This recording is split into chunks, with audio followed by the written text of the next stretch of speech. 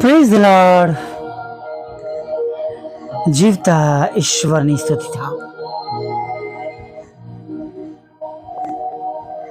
હા, પ્રભુઓના પ્રભુ અને રાજાઓના રાજાની સ્તુતિ થાવ.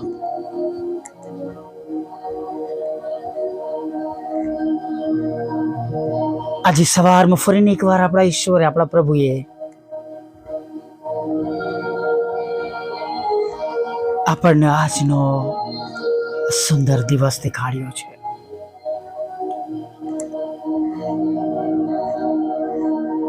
આજે સવારમાં ફરી એકવાર આપણા ઈશ્વરે આપણને તંદુરસ્ત ઉઠાડ્યા છે. આજે સવારમાં ફરી વાર આપણા ઈશ્વર આપણને તેમની પવિત્ર હજરૂમાં લઈને આવ્યા છે.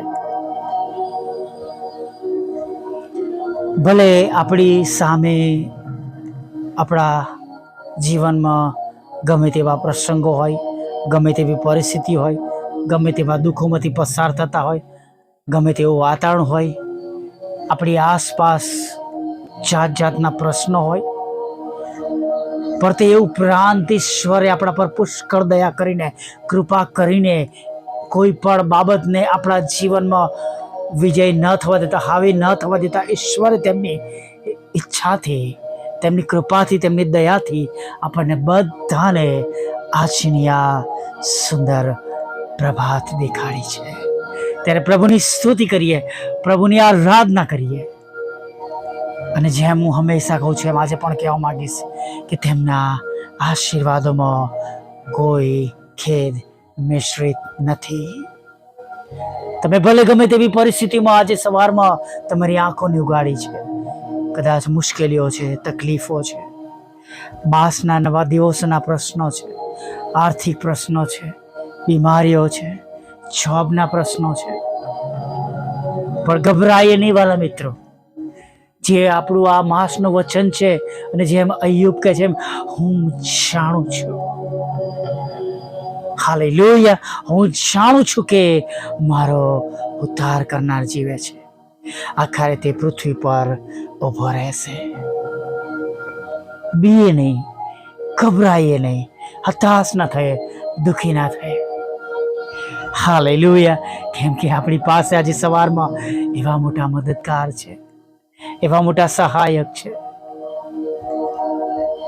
Praise the lord. જેમની સામે કોઈ ઊભો રહી શકતો નથી. એ સમુદ્ર મહોળીમાં હતા, ઊંઘતા હતા, દુબાસા પર માથું મૂકીને. આપણા ઉદ્ધારક તારનાર દુબાસા પર માથું મૂકીને સૂતા હતા. અને પવન આવ્યો, તોફાન થયું,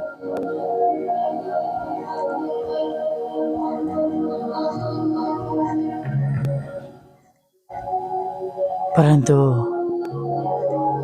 તેઓ શાંતિથી નિદ્રા મારતા હતા.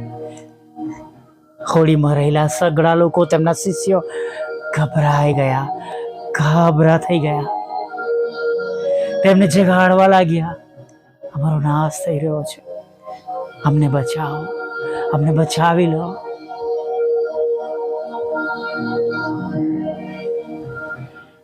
અને તેઓ ઊભા થયા.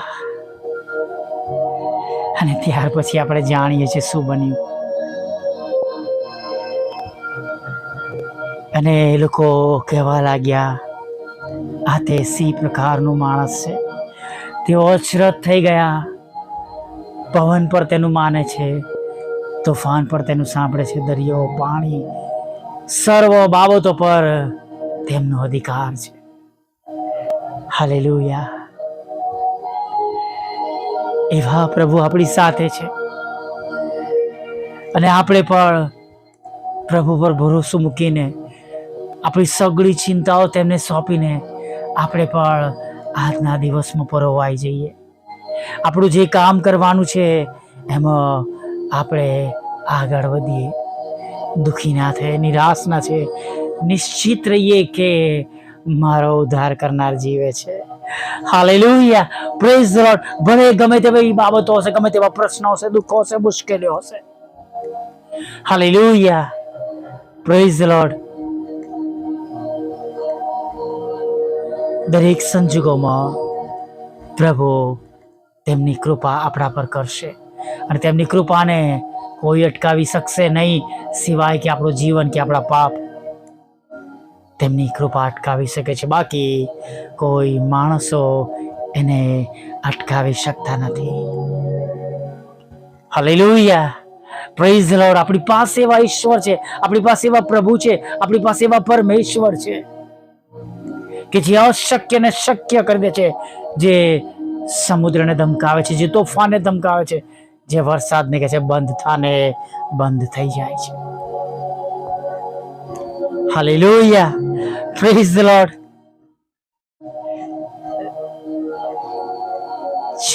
ચાર દિવસના મરેલા લાજરસને પ્રભુ કહે છે બૂમ પાડીને, લાજરસ બહાર આવ. Hallelujah, praise the lord. અને લાજરસ જીવતો બહાર આવ્યો. હાલેલુયા, સાજો ભલો તંદુરસ્ત લાજરસ બહાર આવ્યો. એ પ્રભુ આપણી સાથે છે, એ ઈશ્વર આપણી સાથે છે, એ કૃપાળુ પ્રભુ આપણી સાથે છે, એ દયાળુ પ્રભુ આપણી સાથે છે. અને એના માટે બીએ નહીં, ગભરાય નહીં, હતાશ ન થાય અને દુઃખી ના થઈએ. ચોક્કસ ઘણી બધી વાર આપણને એવું લાગતું હોય કે આપણી સહાય કરનાર કોઈ નથી, આપણી મદદ કરનાર કોઈ નથી. મેં 1-2 વખત કહ્યું છે નહીં કે હું ઘણી વાર ઘણા એવા પ્રશ્નો અથવા જરૂરિયાતોમાં આ માસના દિવસોમાં પ્રભુની આગળ નમી જાઉં છું અને સાચે જ કોઈ જગ્યાએથી કોઈ આશા હોતી નથી. એમ લાગે કે પ્રભુ કોઈ દ્વાર, કોઈ રસ્તો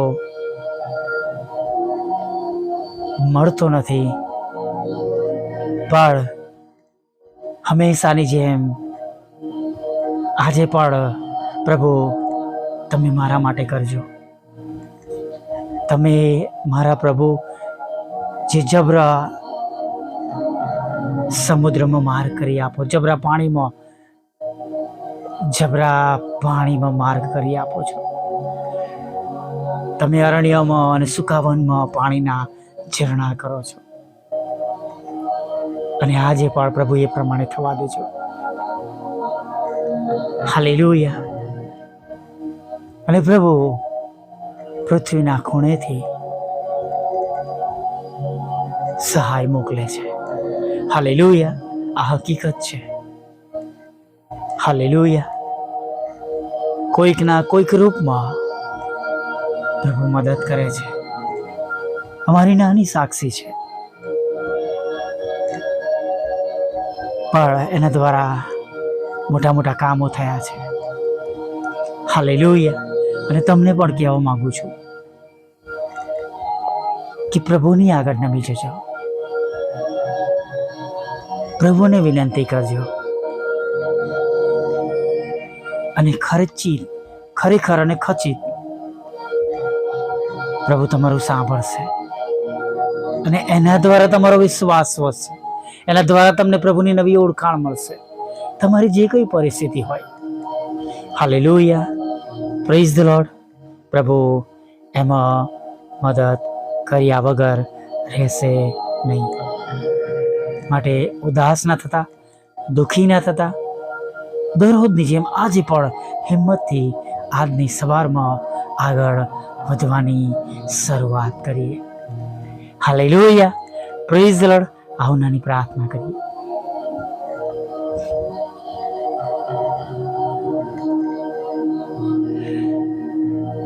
વલા પ્રભુ, અમે તમારી સ્તુતિ કરીએ છીએ.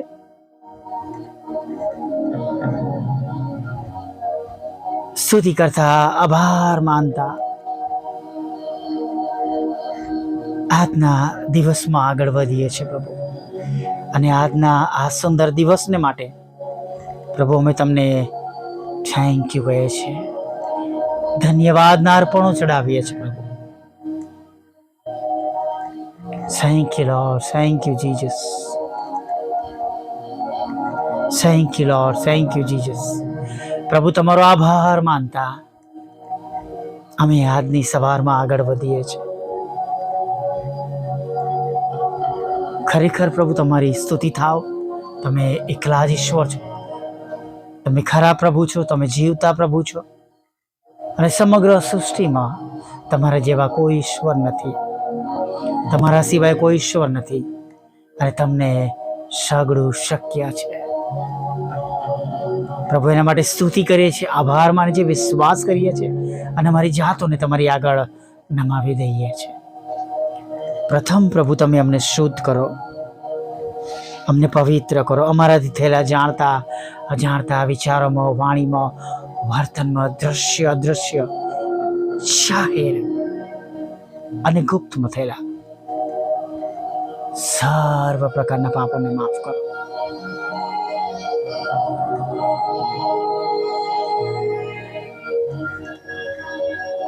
એટલા માટે કે પ્રભુ અમારા આજના દિવસના આશીર્વાદો રોકાઈ ના જાય. કૃપાળુ પ્રભુ, દયાળુ પ્રભુ,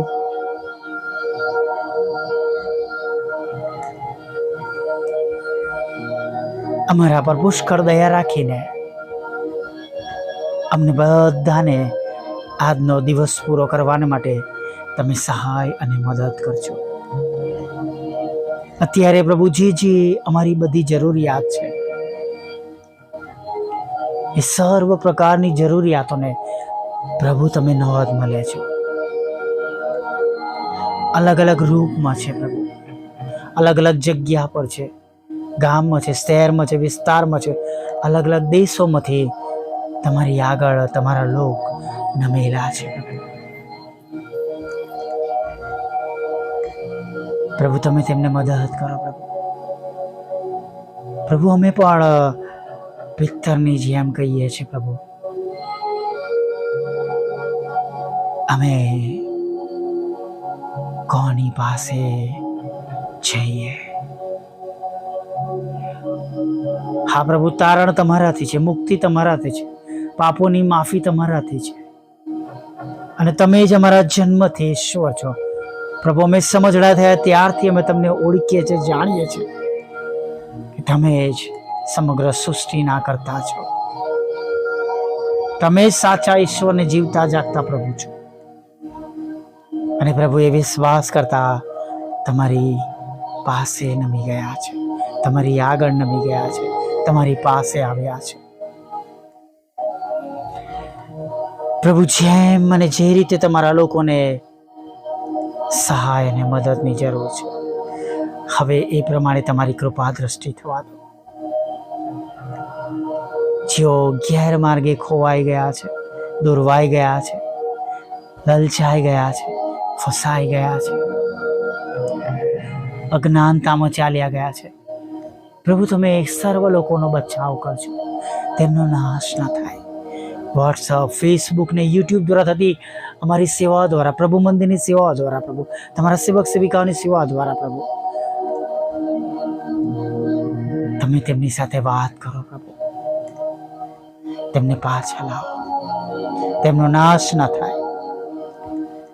સર્વ પ્રકારના રોગોથી પીડાતા લોકોને પણ અમે આ નાની સંગતમાં યાદ કરીને તમારી પાસે લાવીએ છીએ. પ્રભુ ચાહે કેન્સર પણ કેમ ના હોય, અકસ્માત કેમ ના થાય, મોટા મોટા ઓપરેશનો કેમ ના થયા હોય, હૃદયના રોગો કેમ ના હોય, કિડનીના રોગો કેમ ના હોય, લીવર કે નાના મોટા મગજ કે ફેફસાના, આંતરડાના, હાડકાના, ચામડીના, દાંતના, આંખના, કાનના, ગળાના, પ્રભુ કરોડોના ઘૂંટીઓના, પ્રભુ કે પ્રભુ માથાના વાળથી પગના ગુપ સુધીમાં જે કંઈ પ્રભુ તેમના રોગ તેમના શરીરમાં રાજ કરતા હોય, એ રોગો કેમ ના હોય, એમાંથી તમે તેમને સંપૂર્ણ સાજાપણું આપજો, તંદુરસ્ત કરજો, પાપોની માફી આપજો. પ્રભુ દરેક તૂટેલા ઘરને જોડજો, લગ્નનો આશીર્વાદ આપજો, ડિવોર્સને ખાલી જ કરજો પ્રભુ, બાળક ધનનો આશીર્વાદ આપજો પ્રભુ પિતા, વિજય સેવાના માર્ગોને તમે ખુલ્લા કરજો, આશીર્વાદિત કરજો, તમારા બાળકોના રોજગારને, નોકરી ધંધાને પ્રભુ પુષ્કળ આશીર્વાદિત કરજો, મકાન આપજો, લોન આપજો, નાણાંનો આશીર્વાદ આપજો પ્રભુ પિતા, જુદી જુદી પરીક્ષામાં પાસ કરજો પ્રભુ, IELTSના બેન્ડ આપજો, તેમના પર મૂકવામાં આવેલા તોમતો પ્રભુ તમે FIR કોર્ટ કેસને પ્રભુ બધું ખાલી જ કરજો પ્રભુ. હા પ્રભુ, વિધવા બહેનો, વિધુરો, અનાથોની સાથે રહેજો, વિકલાંગો, મન બુદ્ધિના લોકોને, માનસિક રોગીઓને પણ પ્રભુ તમે સંપૂર્ણ સાજાપણું આપજો, અત્યારની બધી જરૂરિયાત પૂરી પાડજો, આગળના સમયમાં મારી સાથે રહેજો, ખોરાક, વસ્ત્ર, અન્ન, પાણી આપજો, અને પ્રભુ સાંજના સમયે ફરીવાર તમારું પવિત્ર રોડનું નામ લેવા માટે અમને બધાને તક આપજો, અમારી નાની સેવાને, નાની મિનિસ્ટ્રીને અને દરેક સેવક સેવિકાઓની સેવાઓને આશીર્વાદિત કરજો, દરેક ઘૂંટણ નામે દરેક જીભ ખોલ, તમે દેવના દીકરા છો એવું થવા દેજો, એવું માગતા બાપ અમારી પ્રાર્થના પ્રભુ ઈસુના નામમાં સાંભળીને દેવ બાપ માન્ય કરજો. આમીન, આમીન.